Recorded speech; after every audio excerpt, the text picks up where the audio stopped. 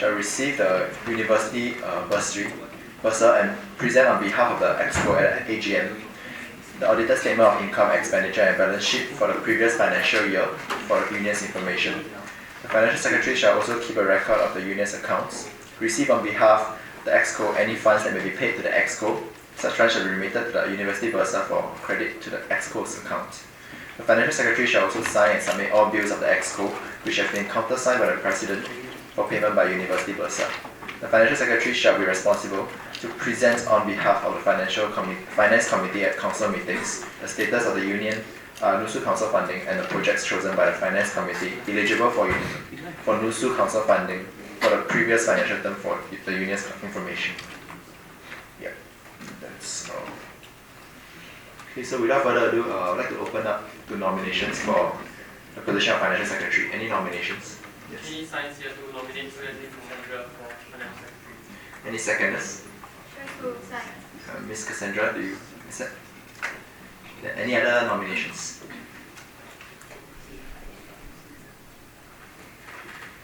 Seeing none, I would like to propose the closing of the Financial Secretary position nomination. Any seconders? Any objections? With that, Ms. Cassandra, you have half an hour of presentation and half an hour of Q&A.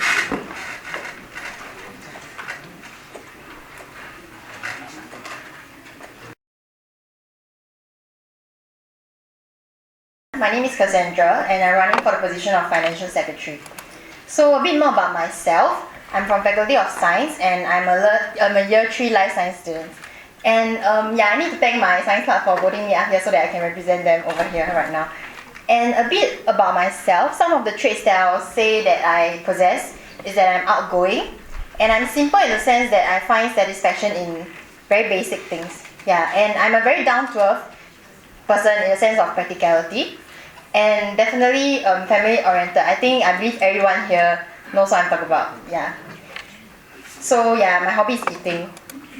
So basically, let me share with you my limited yet fulfilling past experience. So everybody, the previous candidates all have like very nice, beautifully painted pictures of their journey throughout NUS.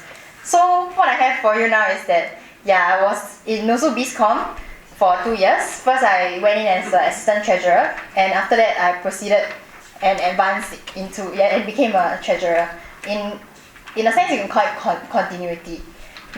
And in the position of NUSSU volunteer, I actually took part in events like open house, matrix fair, REC, SLC, union camp, all this kind of union-centric stuff as a helper. So I wouldn't say that I did a lot of things. But to me, success is measured not only by fulfilling my roles as a treasurer. It's not as if I receive reimbursement forms every day that I have to be so busy. But success is also measured by how you can help the committee as a whole. So I believed in having a focus so that I can do better and serve the committee well. So having said that, my plans and general direction for this term, should I get elected, is of course to be a good financial secretary and support the union in various ways. So these are the values that I will be focusing on. Accountability and transparency in the form of money, expenditure. Very often this is a very sensitive issue and I'm sure that a lot of you will ask me a lot of questions about this. But so as a financial secretary, you need to have a good sense of what are the kinds of money that should be spent and what kind of money shouldn't be spent. So in that sense, accountability and transparency. Sustainability. Previous candidates, including the press, everyone has talked about financial sustainability. And I believe that's the reason why I'm here as well, to provide financial sustainability for union and especially NUSSU EXCO. Of course, for efficiency, this is more on the committee's side. I will be handling the finances of 10 committees. So efficiency will be in the sense of SOPs, financial procedures. Okay, so this is going to be my structure. As you can see, I will have 2 deputies and 2 business managers, namely the DOM, Director of Marketing and Director of Enterprise in the past. So now I actually name them business manager. And the 2 deputies, they will be handling finances of the 10 committees. So they will be the one liaising with the treasurers and coming back to me. They'll be the point of liaising with the committees. So my business manager for enterprise and marketing, later I'll talk about it again. Okay, so as you can see, right, a lot of people put their structures in a branched manner, but mine is a circle. It's supposed to be a circle, but it's a bit up. So actually to me this is like, okay, I'm a bit scientific, but this is like an atom. So the outside layer is actually like some electrons. So I don't believe in creating a very rigid branch structure because I believe that as a financial cell, these four deputies of mine should be working closer together, regardless of whether or not the job scope is theirs or not. Like for example, let's say enterprise, I need to sell t-shirt. Doesn't mean that my deputy cannot go down and help. And with that, this system applies if I were to put the 7 compos into a structure. I'll put it like that also, with probably the press sitting in the middle and the other 6 of us outside. Yeah, so it's a very fluid structure. We make decisions together, and yeah, we can. It's a way of it's like supplementing your ideas, supplementing the kind of thoughts that you have, so that you can make better decisions. Yeah, so this is the kind of fluid structure that I want. And of course, with that, my deputies will also be helping out in other areas other than financial itself. Because after all, we are in the expo together, and we are all serving the student welfare for greater good. Okay, so what's on my plate? First of all, I'll cover about financial operations, which is more of it is pertaining to the committees, enterprise, marketing, NUSSU BizCom, and of course the finance standing committee. First of all, for financial operations, previous batches I believe have very much streamlined the SOPs. It may still seem like a hassle to you guys when you fill in financial form and all, but to me it is a very good system put in place, because very often when you need to refer back to documents, right, this kind of proper structure, proper approval is what you actually look back at. It's to me a sense of accountability. Yeah, so I'll of course continue with the streamlined operations. And documentation and accessibility. For us, there's a lot of referring to be done. Every time we need to do an SOA, statement of accounts, review on how we spend our money. This is where we get our information from. So I believe in proper documentation. And in the form of accessibility, we often have a lot of forms to fill in, and SOPs are really a lot to remember. So by providing this documentation and accessibility, forms will be better available to everyone, and financial procedures also, such that when they come in, they won't have so many overwhelming questions. Yeah, and if, of course, I'm here for a reason. I'm supposed to guide them, and I will guide them when they are doing their SOPs, in doing basically the standard financial operations procedure. So next is efficiency and knowledge. So as I covered before, efficiency is one of my focus. So why efficiency? Being a treasurer for 2 years, right? A lot of things, like let's say you want to buy something, it's not only going down to buy the item. And you need to buy the item, you need to meet a deadline. There are a lot of layers to go through, which is why I emphasize on efficiency. On their side in submitting the quotation forms, and on our side in assessing the forms. So to achieve this kind of efficiency, right, the treasurers need to have a knowledge about how to go about doing things, how to make sure that forms are filled in properly, such that you don't need to come back to me and then I bounce it back to you. And the timeline, or rather the time taken to process what you need to buy, will be extended, which is not good for everyone. So in this sense, I'll say it's a form of knowledge. And working together with my DEX, we will brief all the treasurers together. And as we all know, projects, there are many treasurers for projects also. We cannot be like asking them to come at one go, because some project treasurers, they are not always available, or they haven't selected one yet. So in that case, it's on a case-by-case basis, and yeah, we'll just make sure that we have to brief everyone about all these procedures, such that efficiency and the proper knowledge of how to go about doing it can be obtained. And okay, last but not least, for the financial operations, it's about protecting the interests of clubs and committees in the sense of liaising with OFS, Office of Financial Affairs. So a lot of times, sometimes we have a lot of deadlines to meet, and sometimes they want to change certain protocols, change certain way of doing things, and we are probably, I would safely say, the main point of contact first.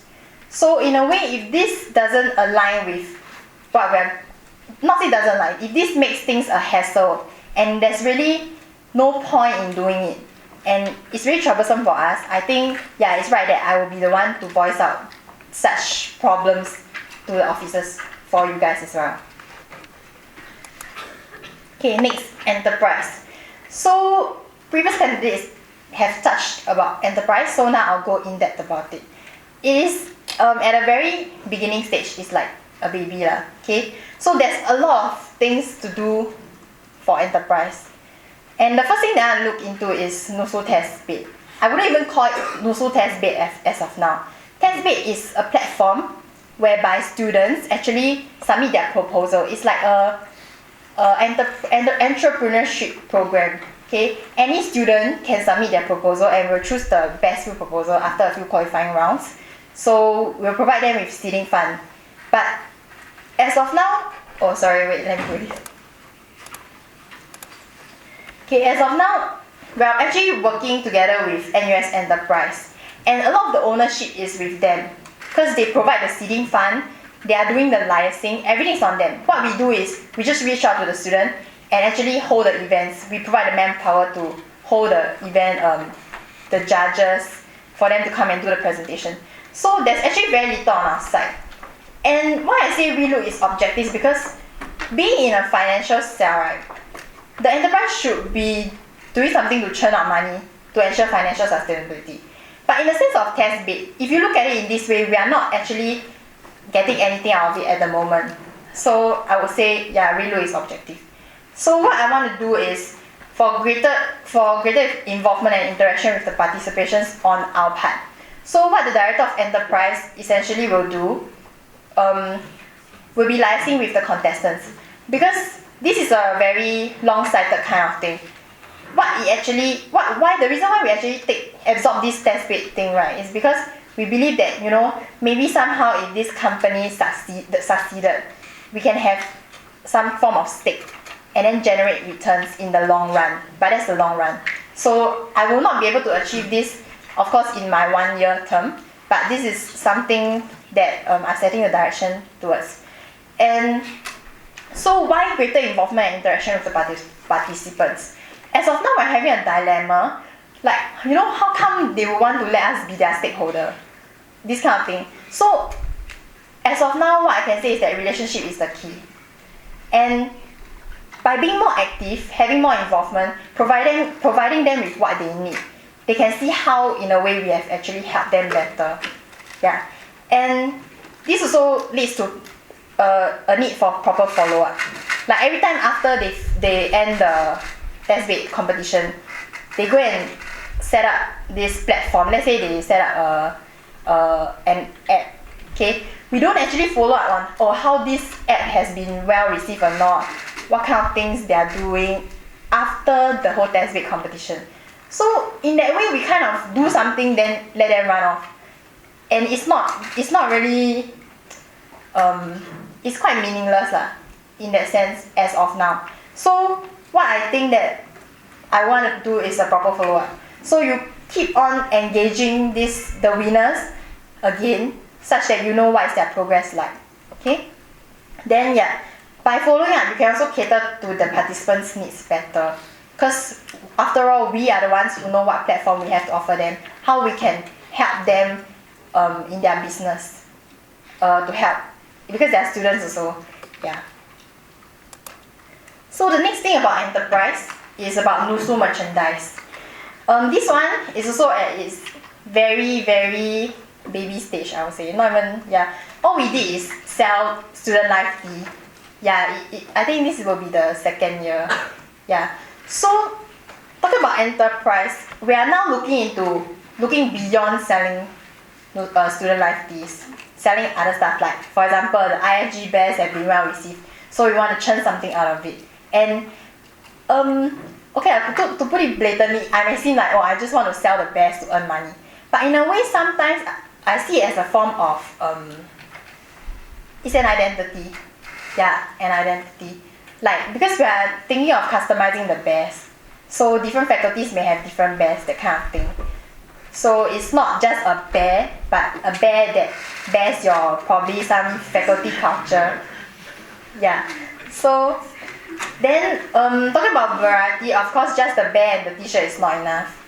Like, how do you want to go about selling it? What kind of things you want to sell? There are a lot of concerns about this, and so we'll work towards looking at it. And platforms.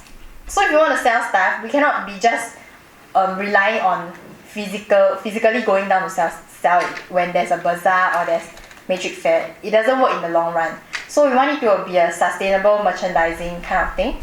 So we were exploring online forum and websites, and definitely push cards. Yeah, that's one thing that I was thinking, but that one can be worked into.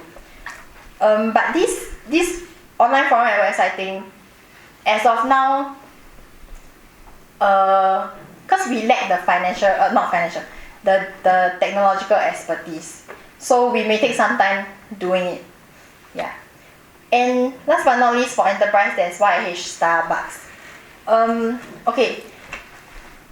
As of now, there's actually space allocated inside Starbucks for there to be more union, student life elements inside. It's supposedly it's not just a Starbucks. You know there's Starbucks in U Town, there's Starbucks in Med Science.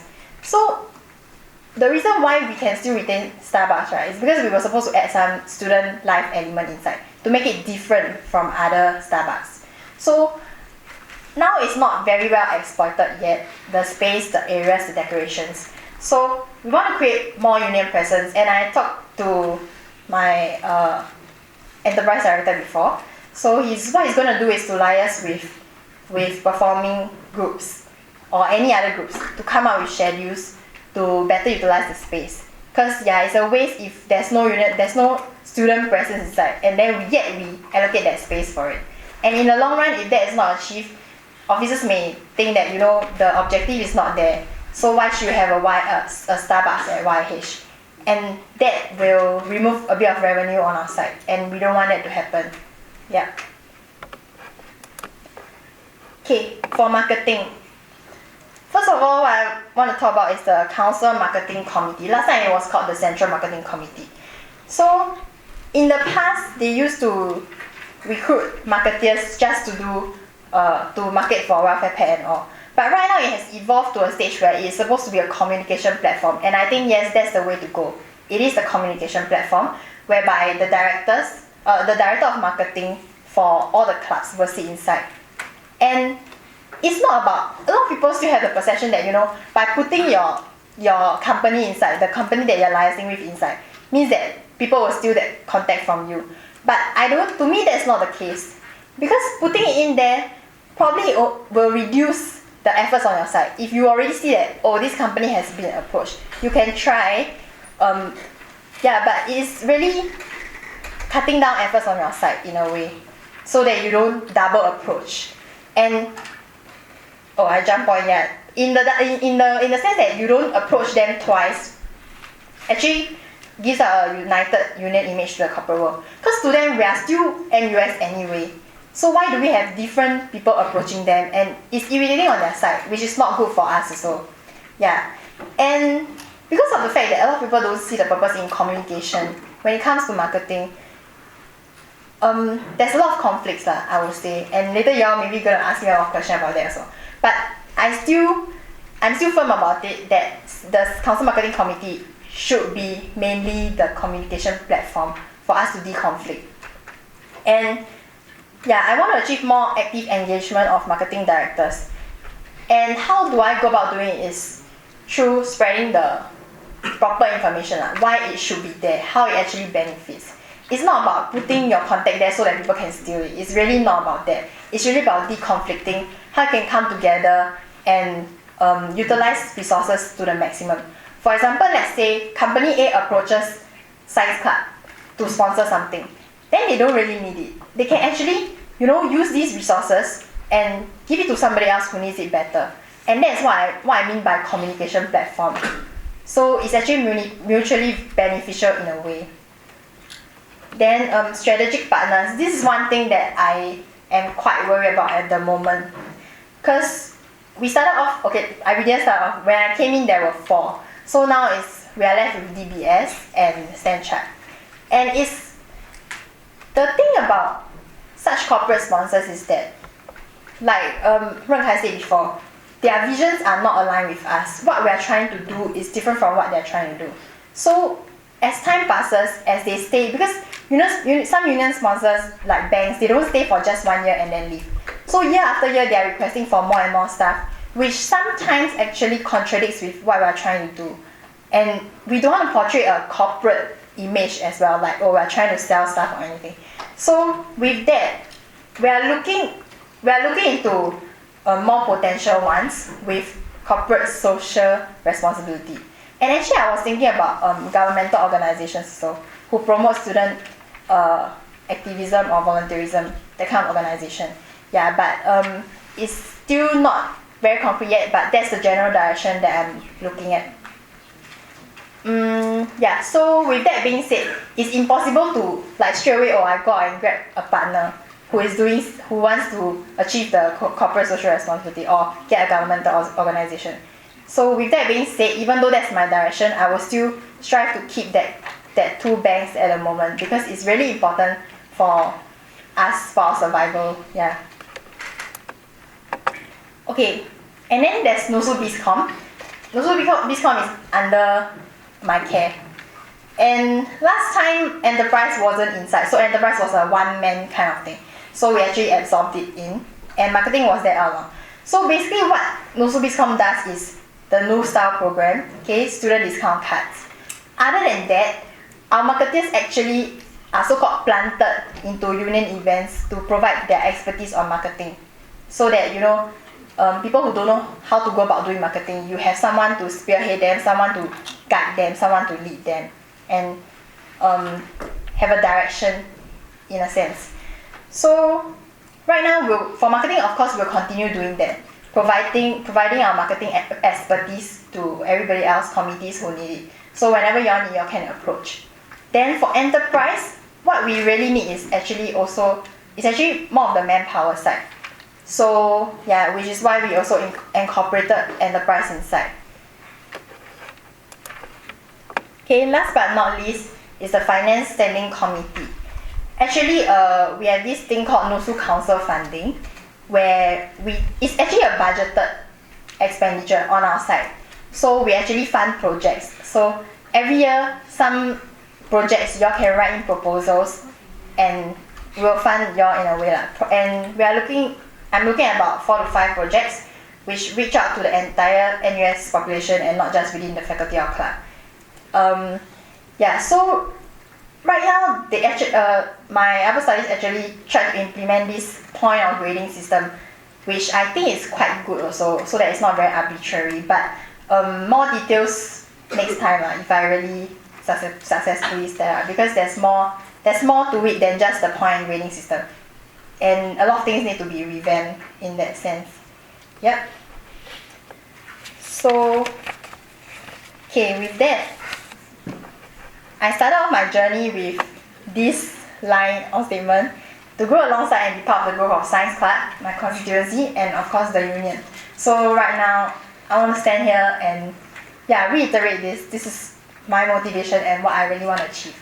So I hope that you guys can give me a mandate so that I can continue serving the student population and be part of the continuity from the previous batch. Yeah. Thank you.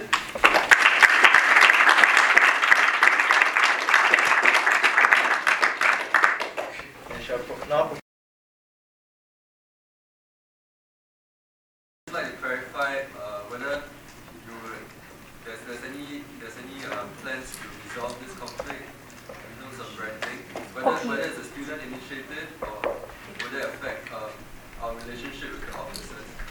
I wouldn't call it a conflict. As a matter of fact, I don't think she's in a capacity to answer that because she has not understood the full picture of that conflict behind that happened in the past term. Okay, but she will be directly involved with this working relationship, right? that will be in the coming term. Or maybe you just want me to say my view. So you're saying that she is not aware of this conflict? It definitely will not be a fair judgment for her because she wasn't in the picture in the past term. Okay.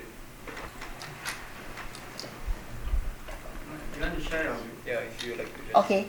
I wouldn't call it a conflict because right now we are still like quite amiable with the liaison, the office lah. Okay, we're actually having talks. We even go and like my enterprise director went to like talk to the person in charge.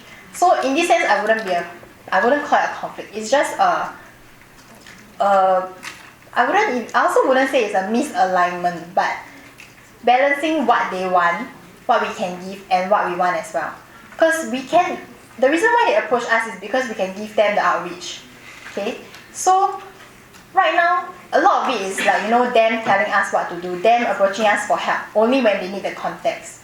So because it's also in its very beginning stage, there's a lot more that can be improved, and this is what I seek to improve. So I wouldn't call it a conflict but improvement, and I don't believe that such things cannot be resolved lah.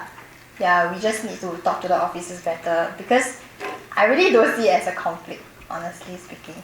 Yeah. Point of information, it's not really a conflict, it's more of a naming issue. So we are heading in the correct direction, we're heading in the same direction. It's just that in the past the naming wasn't really thrashed out properly, but now it's more or less been resolved, and yeah, it's under NUSSU. It's a collaboration. My main concern is just that she will be directly involved with working out this issue, so I just wonder whether she's aware and she has some thoughts about it. So. Yeah, just a point of information. It's not really a conflict, it's just more of a naming issue. Okay. Yeah, I am aware, that's why I'm bringing it up to try to pull it back closer to us rather than them doing the whole thing, and we're not having a stick at it in a sense to look at it this way. Yeah. Any other questions?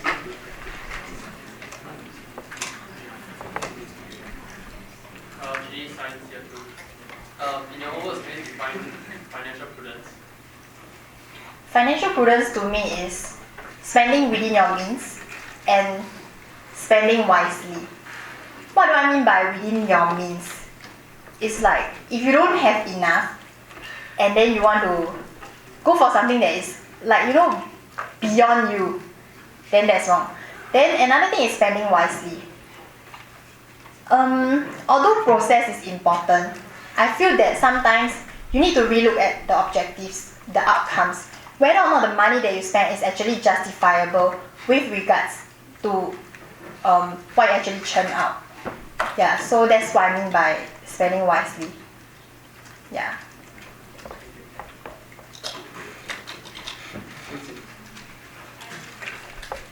Essentially just a yes or no question. Are you honest? Yes.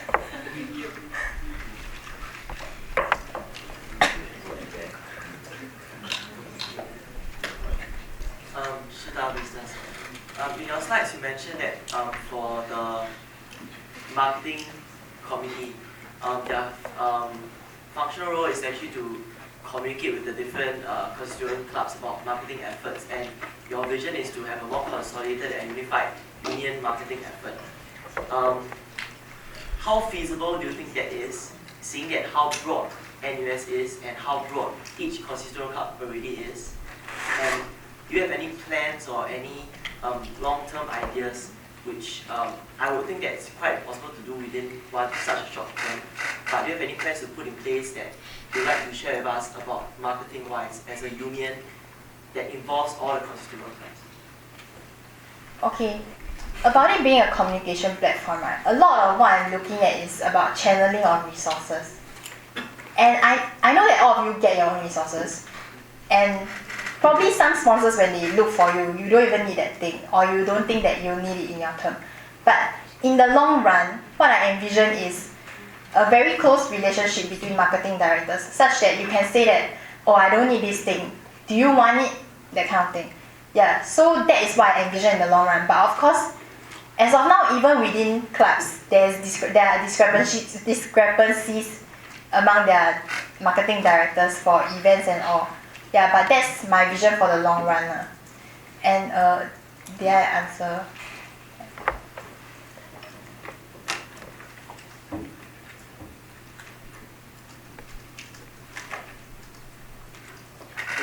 David from Medicine.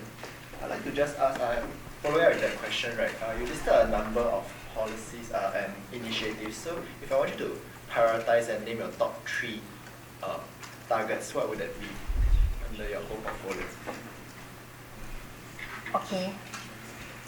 I think the first thing that I want to target is strategic partner. Because, like I said, we need to reach out and look for other forms of partners other than just banks.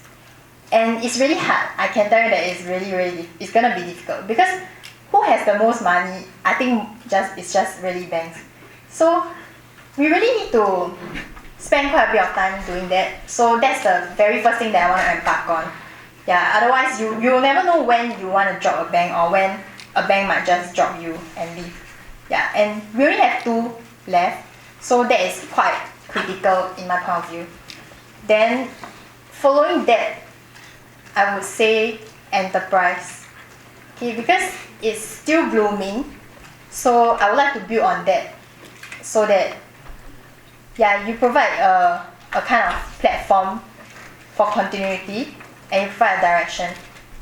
Yeah, and it's really I see it as a potential place where you can also achieve financial sustainability in the long run.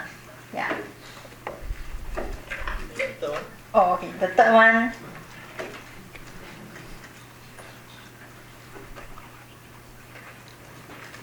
Will definitely be. Actually, I thought about financial operations. Okay. But I wanted to say committees, but no, that's not what I'm going to look at. It's about union events. Yeah, I believe a lot of you mentioned about the significance of spending so much money for rec, so much money for this, so much money for that. So I think I'll look into streamlining and how we can cut a bit of cost here and there. But saying cut doesn't mean that maybe you'll ask me, do you think that rec should exist? But there are a lot more implications to that. So I would use the word streamline. Yeah. Okay, can I have 2 questions? First question is, sorry? Wilson asked, sorry. Yeah, first question is more related to the conclave. How do you envision the financial cell being relevant to the conclaves? Okay, to tell you honestly, when I was back doing elections for science club, I was like, honestly speaking, I cannot relate what I can do for you. Okay, but one thing that occurred to me is that treasurers over there, actually liaise with their dean's office also, and we liaise with officers also. So very often, certain deadlines put in place need to be pushed back, this kind of thing. Okay, then I'll go and push. And certain things like, let's say investments. Okay, not that I know a lot. So if you all question me, I really don't know yet. But okay, things like that, information that I know better than the treasurers of conclaves, they can actually approach me and I'll let them know how to go about doing it. More like advising them, because for treasurers, SOP is really a large part. And yeah, investment, financials, a lot of technical work, and yeah, you probably need some experience in that. So I see myself as sort of, I won't say mentor, just like going to guide them in that sense. Yeah. And then another thing that is about the funding, NUSSU funding. Yeah. It is open to everybody, so clubs are eligible to apply.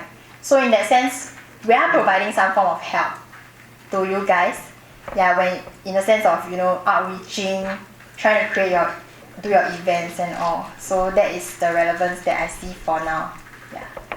Second question.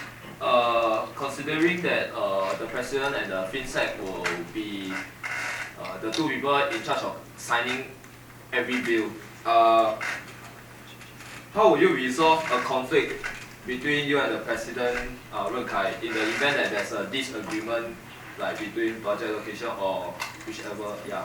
Okay. So I I just showed you my very fluid structure. Okay? So there's a reason why I put a press in the middle and the 6 other people outside in a circle.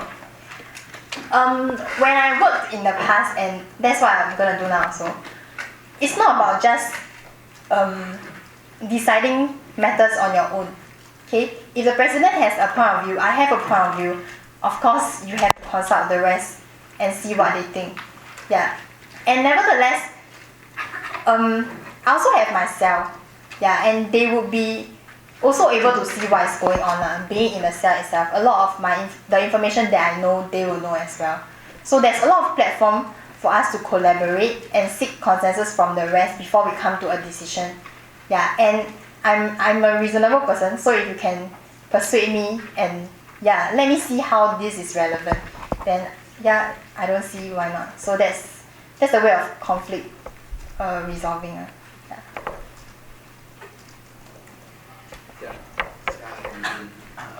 Just want to touch briefly about investment. I know that you may not have full information about investment, but perhaps you can share with us your personal take, whether you think investments are necessary, and what do you think is the purpose of having investment?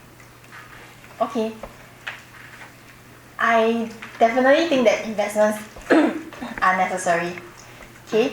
But I understand that from a con club point of view, you will think that the returns that you churn out from an investment is so little. So why should it be necessary? But if you think about it, if let's say you have a pool of money, you are going to only use half of it. Then the other half of it you just put it inside and see inside. It's not doing anything. So this is where I think that by putting this other half of the money that you are not going to touch into investments to churn out the interest is a good way lah. And for us, NUSSU EXCO, part of our investment actually generates money for funding. Yeah, so that is where I see its relevance. And other than funding, another part of our investment can actually be used to subsidize our expenditure. That means it goes back to budgeting. Yeah, and I do understand that there are some treasurers or conclaves looking into that direction, trying to gain sustainability in the long run. Yeah.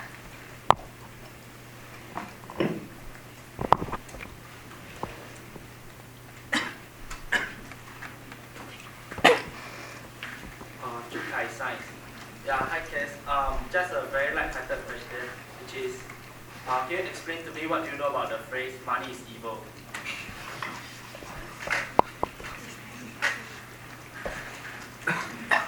Okay.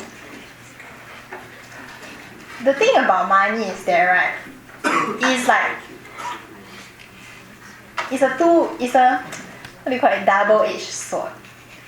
Okay. To put it in a good way, right, money is like our blood, You don't have money, right, you cannot function. Okay?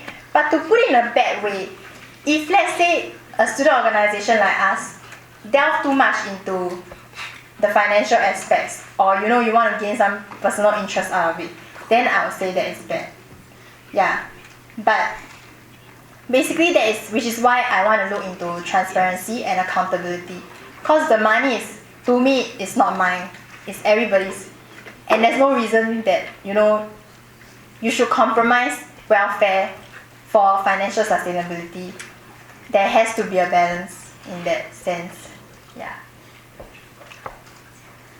是找 business， return is like 钱不是万能的，可是没有钱是万万不能。Any just a suggestion or whether do you have plans for NUSSU, NUS Enterprise, right? Your merchandise sales. Do you have any ideas or plans to bring to the conclave level for us to promote it for NUSSU in the form of collaboration or anything, since you plan to do faculty specific things? Yeah, definitely we were looking at that, but there's one problem that we actually identified. So first of all, making the bag is not cheap. Then you want to add on the t-shirt. Then after that you want to give it to the conclaves to sell. So in the end, I don't know how affordable it will be to the student population. Yeah, and definitely if we want to sell faculty bags, right, I don't see why we shouldn't sell it through faculties. Yeah, so it is a two-way thing. Communication has to be there. Yeah, but a lot of other matters have to be ironed out. Yeah.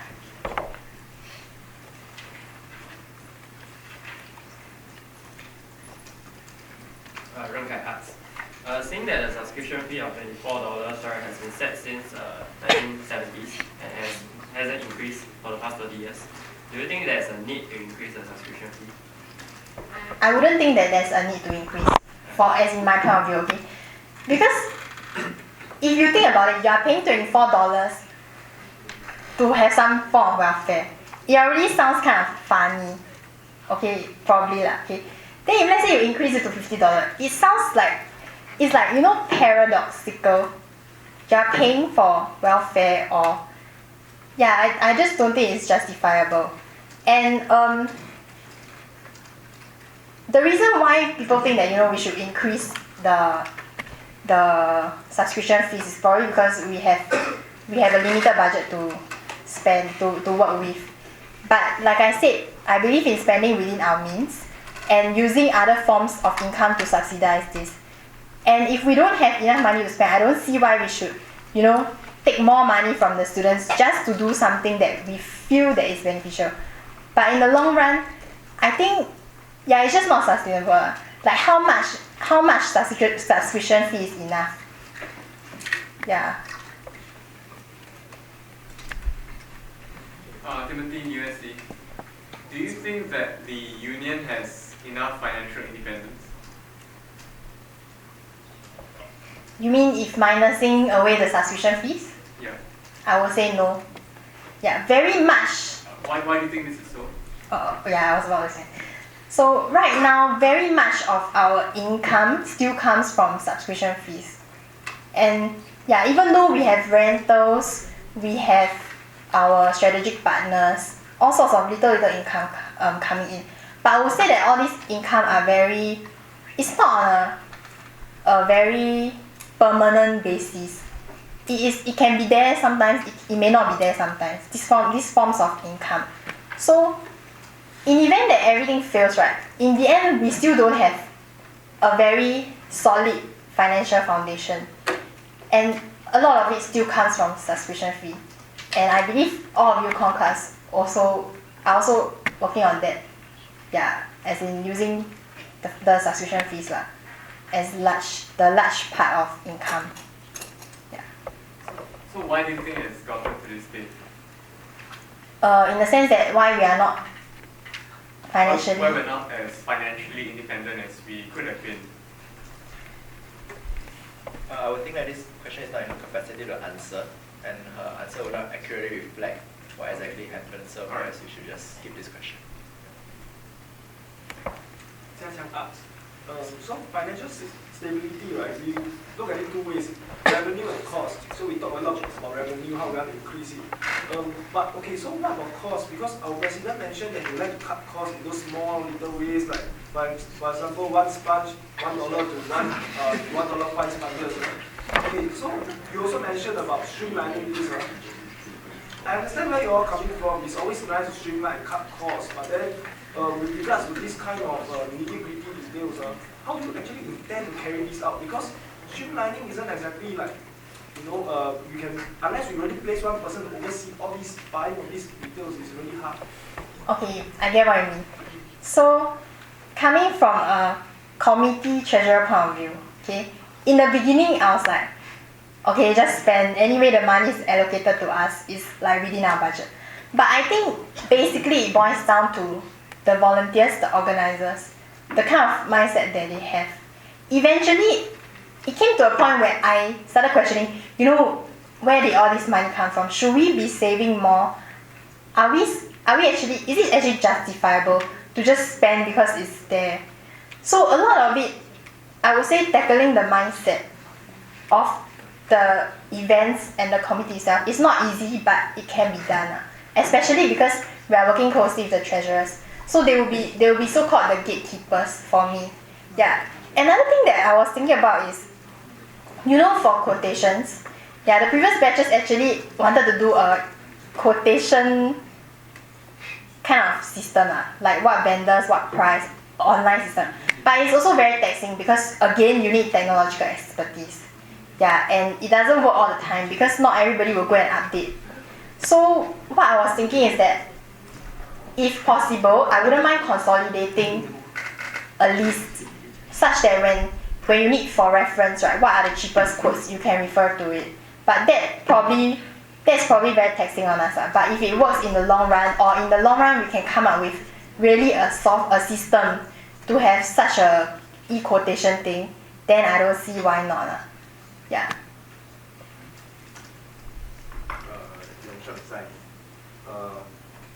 So if let's say inflation causes the price of the goods, for example, bicycles and disco spark, to increase, and the PD would like to increase the participation fees of the participants, what do you think?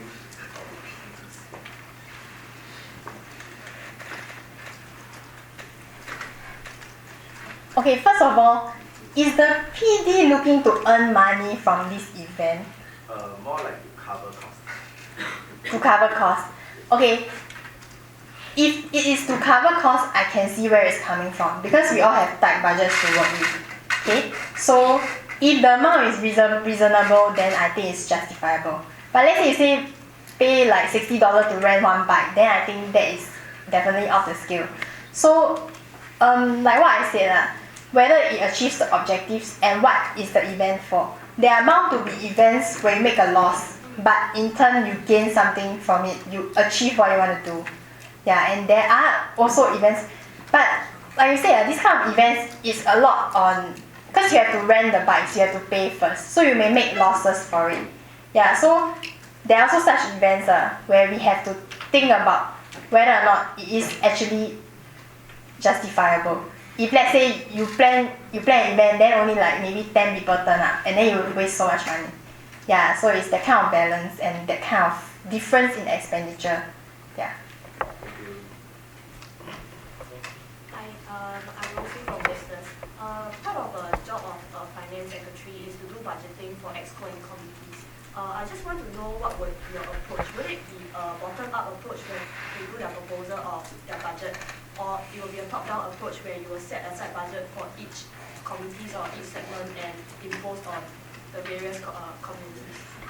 Okay, as of now, what I would like to do is a bottom-up approach. Because every year, I believe that different people sitting in the EXCO will have different kind of initiatives. You don't do the same thing all year round. Okay, but again, having said that doesn't mean that the previous records cannot be referred to. Yeah, so I would still prefer if, you guys can send me the proposed budget and then I look at it. Then I review from there what I feel that, what I feel this and that. Yeah. Follow-up question on that. If you make it bottom-up, it's natural, there will be a natural tendency for people to want a larger pie for their own. So what problems do you foresee in this approach, and how do you think you can tackle it?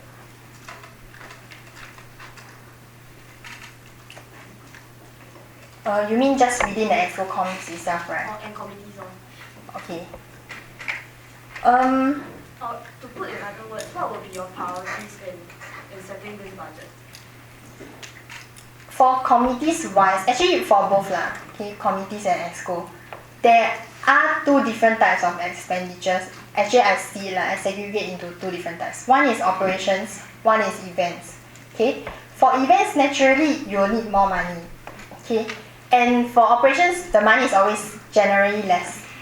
But sometimes we need to see that we really have a tight budget to work with, and it's really about the objectives, your outreach, and whether or not the kind of money that you're going to spend is justifiable ultimately, because you're asking me about how I'm going to cut the pie.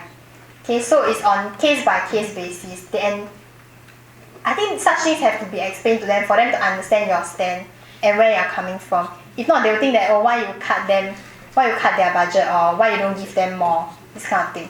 But generally, I believe that if the same results can be achieved with less money, then definitely there's no reason to allocate you with more. Yeah. Shini and Jin, how strict will you be in accepting claim forms? Like for example, if committee members take taxi for your convenience and want to claim the amount, will you allow for that? Okay, it's subjective whether or not I know, because there's always, you fill in and then you say that what's the money used for, why you take taxi, that kind of thing. So I believe that this is a way to remove any form of personal gains from taking taxi, in a way. Like there must be a greater reason for taking taxi. So personally, I do not condone, because it's just not justifiable. If one committee person can take taxi, then everybody will start doing it. So there must be a proper reason. Eugene, just now you were saying that financially you still think that you are not really sustainable, hence there's a need to exercise fiscal prudence. If that's the case, which areas in the union would you feel would need the most, would be an area that you look into to exercise the fiscal prudence? Because much as we like the idea of buying cheaper sponges, that can't save a lot of money.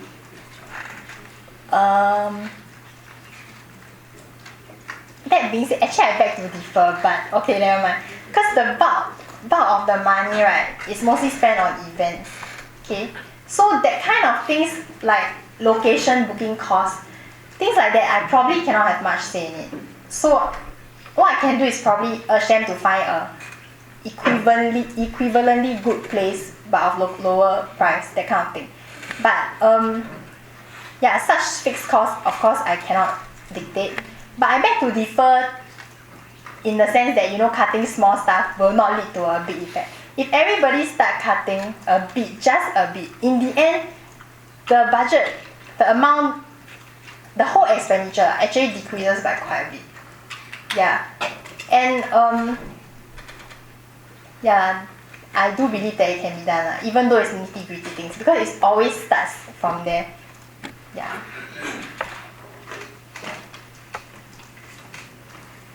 have 2 minutes left, so I'll entertain one more question. So if there are still burning questions, please propose a motion to extend the Q&A session.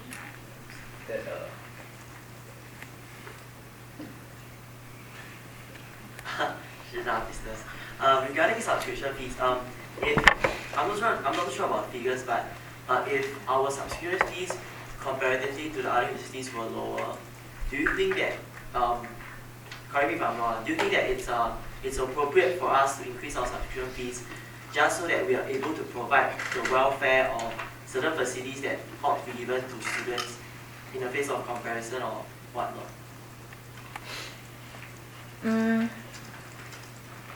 Based on the current situation, what I see. If let's say another university's subscription fee is higher than ours, and that ours is significantly lower, would you consider, as just now you said that you won't increase, but would you consider to increase it in order for us to provide for us to substantially provide for events and for initiatives to go through to benefit the students?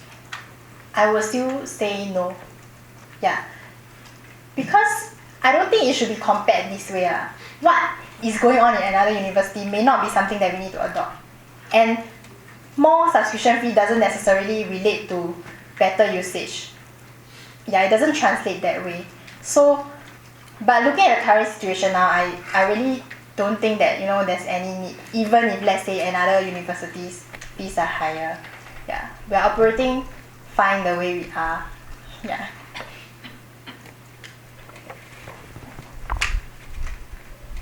Last question. Sia and G, because some of them they have been asking questions about financial prudence, all those. Do you have any concrete system in mind that you can utilize to ensure that we spend accountably and we are prudent with our spending? Okay, then that again I will split into 2 categories. One is called welfare, the other one is like general events or general publicity kind of thing.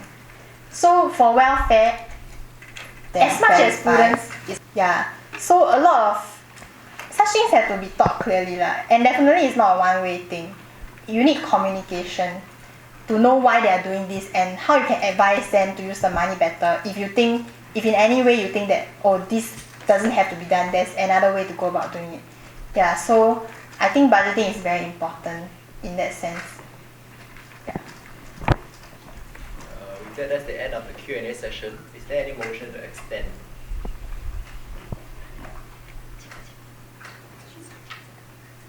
Seeing none, will anybody propose to close the Q&A session? Any second? Any objections? Please put our hands together to thank.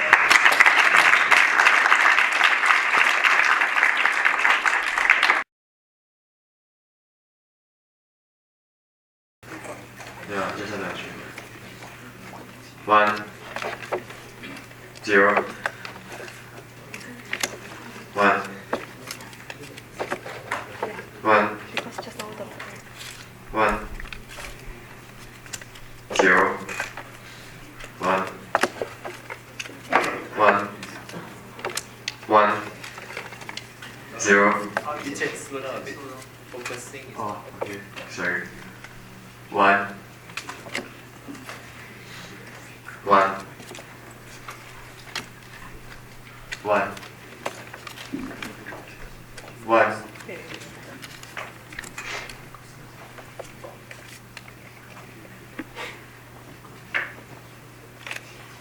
1,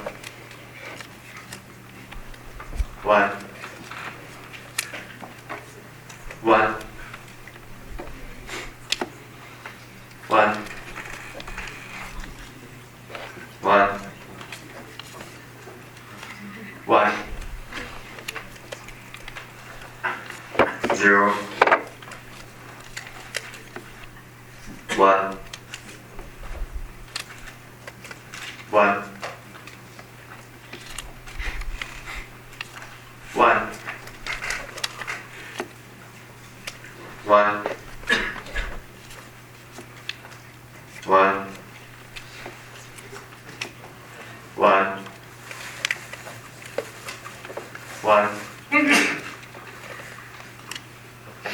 1, 1.